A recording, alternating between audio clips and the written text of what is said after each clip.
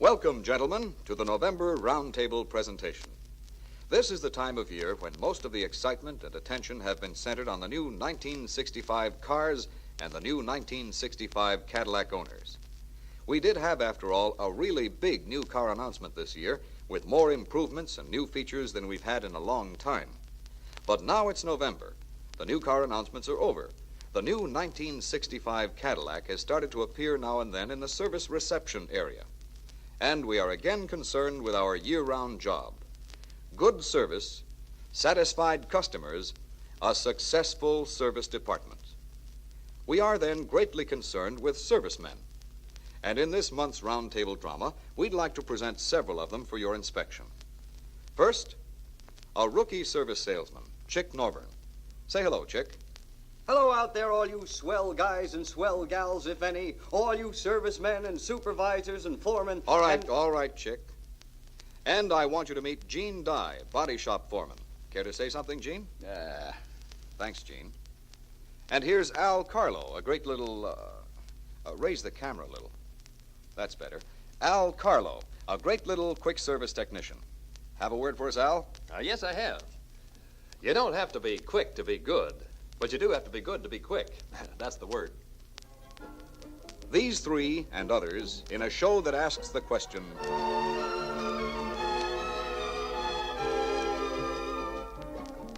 Chick Norburn doesn't know that he's on camera as he talks to Cadillac customer Willis Johns. Let's listen. So you really enjoyed the vacation, eh, Mr. Johns? We sure did, all 3,000 miles of it. First time I'd ever taken the family across the desert. And I wouldn't have taken a pot of gold for that comfort control. Uh-oh, you got a little ding here, I notice. It happened the last night out. Some character at the motel who didn't leave his name must have nicked me. Well, sometime when you're in, we ought to let the body shop clean that up for you. Yes, well, someday when I have more time. Thank you, Mr. Johns. Psst, Chick. What? What's that? Go ahead and sell him on getting that body repair done today. Well, he's not ready. You heard him. I heard him, and I think he was ready. You didn't try. You are a service salesman. You sell service? Well, certainly I am. I sell the customer whatever he wants. Whatever he wants. That must take quite a bit of talent. Saying, good morning, Mr. Johns. What'll it be today, Mr. Johns? Nice vacation, Mr. Johns? Thank you, Mr. Johns. We'll take care of it. Now, wait, that's not how it is. You just don't understand how we operate. Oh, Mr. Johns, you've got a little ding in the fender. Well, maybe next time you're in, Mr. Johns. Or anyhow, sometime or other. Yes, Chick, you are a natural-born salesman. All right, so maybe I don't sell body work too good.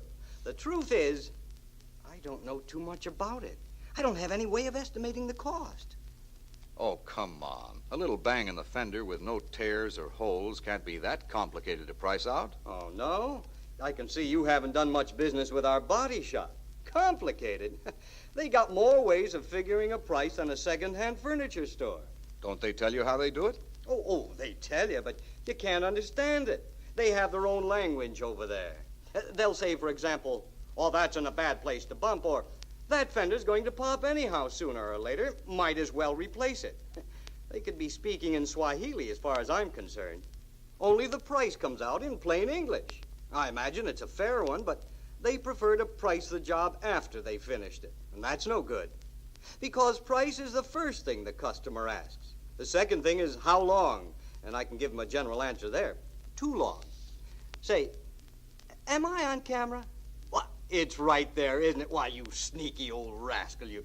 Hello out there, all you swell guys and all you servicemen and supervisors. Hello, baby. Hello. All right, okay, get the camera off him. No, you don't have to move the camera.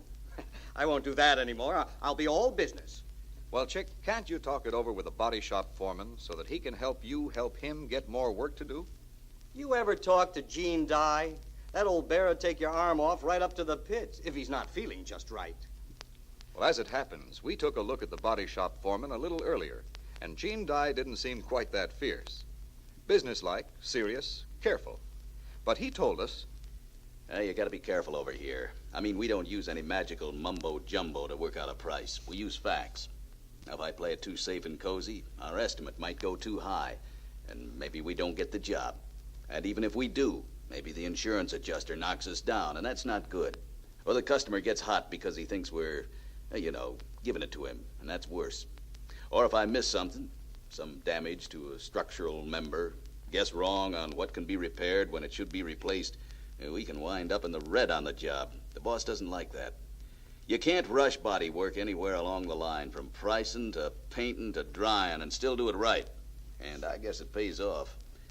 We put the body shop up about 6 years ago, and it took us a while to get things running right as far as the bookkeeper was concerned.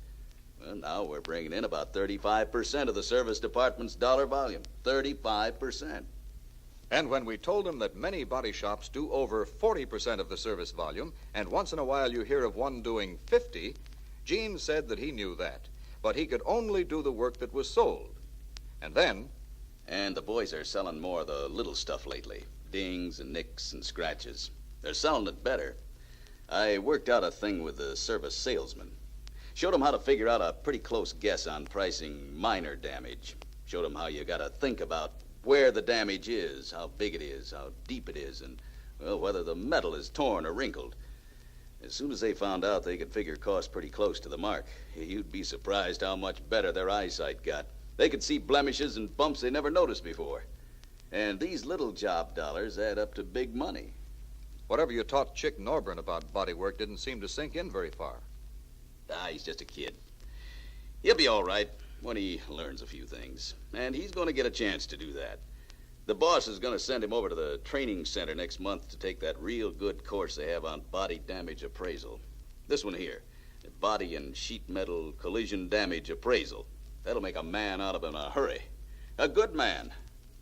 But I know as well as anybody that I've got to give the service salesman more help in making it easy for a customer to authorize body work.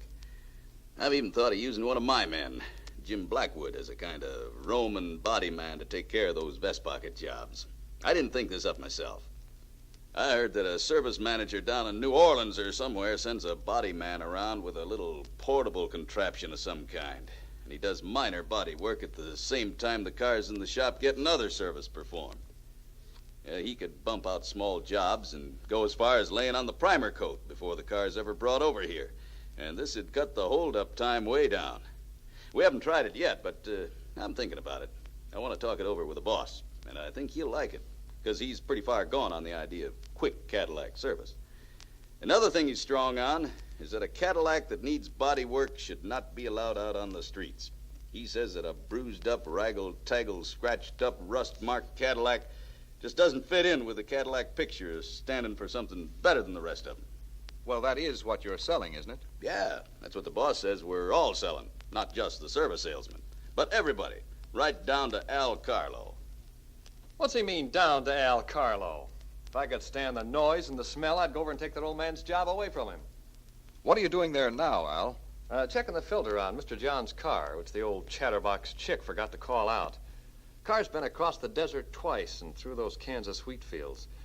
You might know that the air filter's been taking in a lot of, see here? Look at that. He needs a new one. I'll have to call him. You know what the boss tells me? He says, Al, you're the guardian of Guardian Maintenance. I depend on you to make sure that every Cadillac gets the maintenance it needs, no matter who else forgets about it. Like cleaning and inspecting the positive crankcase ventilation valve when the owner comes in for monthly maintenance, and the oil breather cap. You know, a dirty PCV valve can mean real trouble to the engine. Do you want me to explain that to you? No, Al. I think we all know what the PCV valve does and how important it is to keep the PCV clean. Oh, yeah? That's not what I hear. I hear some guys are pretty flaky about it. But my boss calls me his maintenance specialist. And I specialize. I got page 25 tattooed right inside my skull. And that's the easiest part. I'm right now thinking about the fall and winter maintenance services.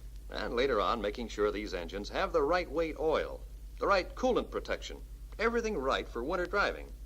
You know, we've got to see to it that these cars get that permanent coolant changed every 2 years, and that every car that's been driven 24,000 miles gets a fresh shot of inhibitor every fall. I see to it. And every car I get hold of gets looked at, underneath, under hood, and all over and around to see if there's anything anybody's missed. You give it the eye. I do. Just the way the boss gives it to me, and everybody else. The boss says that every serviceman in this place had better be trying to see that all the Cadillacs get sold all the service they need. Because every time the owner drives his car, it ought to remind him that he's driving the best car sold in this town or anywhere else. I think if the boss ever saw a Cadillac pulled off on the shoulder of the road with the hood up, he'd shoot himself. Every man a salesman, huh? You better believe it. That's not knocking the service salesmen. They can't be expected to see it all or hear it all, or go crawling around under the car or through the engine. They got plenty to do. The rest of us have a chance to do some looking and checking without having to handle the customer at the same time. Anything else you want to know? Goodbye, Al. So long. Keep your PCV valve clean. Goodbye, Gene. Yeah. Goodbye, Chick. Adios, amigo. Yeah, goodbye out there, fellas. Goodbye, all you handsome, good-looking service salesmen, all you talented technicians. Goodbye, baby. Goodbye, Mom and Dad. So long, Uncle Joe and Catherine. Goodbye, Grandpa. Goodbye, Susan. Goodbye.